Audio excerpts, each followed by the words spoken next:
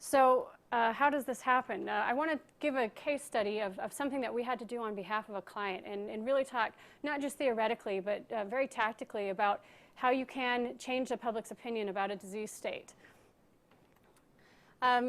We were tasked, Bristol Myers Squibb challenged our agency, Togo Run, to be able to help them to create an international healthcare public awareness campaign of hepatitis. And I'm not sure if a lot of you are familiar with hepatitis in the room. It's not a disease you hear a lot about, but it's a little bit shocking given that over 350 million people have hepatitis worldwide.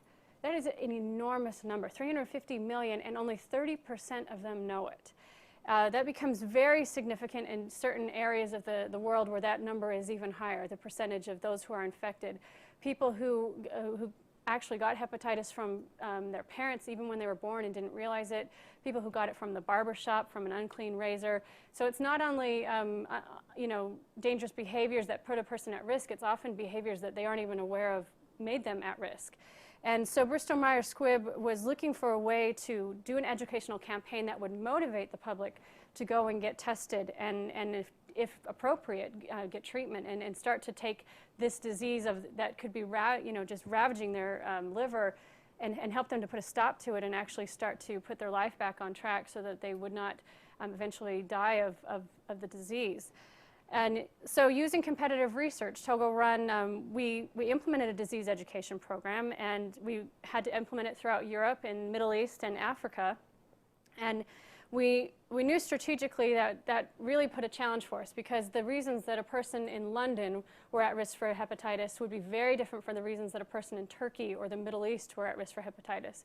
And so the campaign took on a whole series of education of putting together guidelines that would be appropriate for local physicians, community events, partnerships, and local media, a way that you could use those guidelines to target those different audiences. But it also had a toolkit that was sent around to the 11 different countries and 11 different languages that included brochures and radio and television PSAs, slide kits, posters, and signage. And so the campaign literally was, you could be in the subways of Paris and you could see one of these posters, or you might be in Egypt and receive a text message on recognizing and alerting them to some of these statistics. I think, especially with hepatitis, a lot of it, someone just hears and recognizes that they might be at risk. That's enough to motivate them to a point of wanting to learn more. But we recognize that a lot of them would hear these information and want to learn more but not know where to go next. And it was very obvious to us that about 3 years ago we recognized we wanted to get them online and to help this campaign take these messages, everything that we knew we wanted to educate-wise, and make it viral, make it accessible, and make it work for a variety of different areas. And so the campaign, we could have done just a traditional website and only had it work in that regard. But we understood that in this particular case, our traditional way was to do a huge PR campaign. And while we were doing that, and we might reach 500 by perhaps hitting people with 5 million media impressions, in this particular method, we really wanted to reach the 500 who would possibly influence 5,000, who then influence 50,000, who then influence 5 million. And we knew that would have to happen through identifying key influencers and people who would help us disseminate this information. And so how did we do it? Well, the first thing that we needed to do is we took the campaign online and we developed a series of websites in 11 different languages that all said the same message. And it pretty much was just a driving message of, it's okay to find out, first off, and this is how you need to find out and why you need to find out and how your life can be benefited by finding out if you have hepatitis. And we had a whole series of a very in-depth information site, so it didn't feel like just a gimmick or a campaign, but that they could really go there and spend the time to ask those scary questions of themselves that maybe they would be afraid to do to a friend or even to a family member, but just online on their own they could really ask the question, I'm noticing yellowing of my eyes, I'm noticing I'm fatigued, could this be hepatitis, and really take risk assessments in that regard. One of the ways we also wanted to help them understand was that a lot of people they think hepatitis, how is this impacting my liver?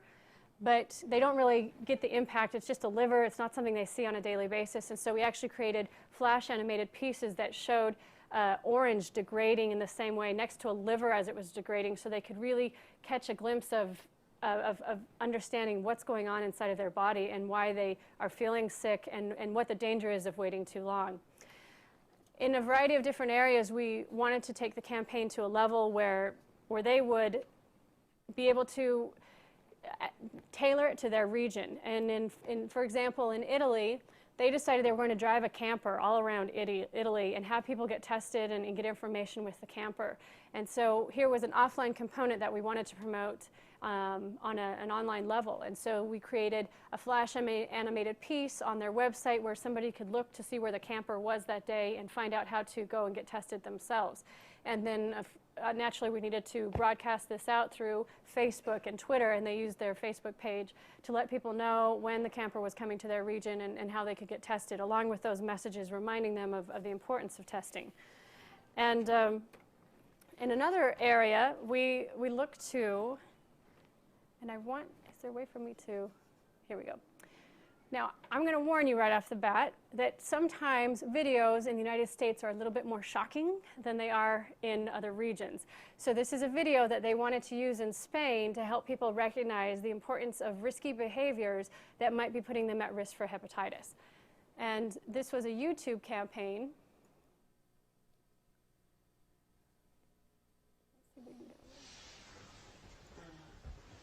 Starts out a little quiet.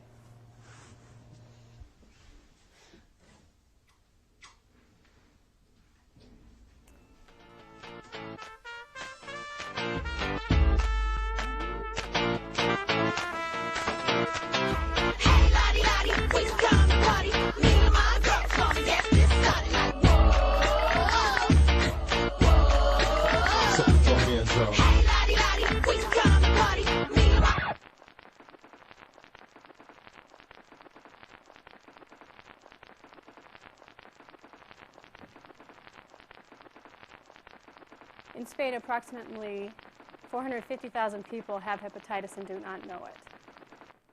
Now, this campaign talks about wanting to get people to recognize that they might be at risk for hepatitis. And it already has had to date 110,000 views in Spain, helping people to understand the risk of what they might be doing to their body. So what I want to talk about is the significance of that. You know, these are all different tools. Each region, we had to tailor it to specifically what would work well there. YouTube was a great way to start to engage the Spanish audience, and we are now using this same video and making it, adjusting the stats and adjusting the information and promoting it in the other countries. But what we saw with it is that it was targeting our specific group in that area and helping them to understand and tell their friends that maybe they should get tested and maybe they should start thinking about it. Overall, the campaign had a great success, and we were able to change the way people thought. Just some statistics of the impact of the campaign in France. We saw 2/3 of people having a mental recall of the campaign when you talked to them and they had seen the advertisements, or they'd heard about it online, or they had visited the website. In Turkey, 22% increase of disease awareness among those who are at risk. In testing, we saw overall within all the areas a 275% increase in patients tested, and over 400 million online and offline media impressions, 1,400 articles in 11 different languages, and 630,000 unique visitors to the website. And I bring that up because we did not have a huge digital budget, nor did we have large SEM or search engine marketing to put behind these websites. A lot of this was driven through an integrated recognition of how social media is able to drive people and to change the way that they think. And I'm a big believer in it, and do believe that as we continue to have new tools, I mean, we saw all of those listed at the beginning, those tools are going to change on a daily basis. But as we adopt and recognize how to use them and continue to be engaged in the way that you are, you can change the way people think, and particularly the way that the public perceives their own health and the way that they need to be tested and treated.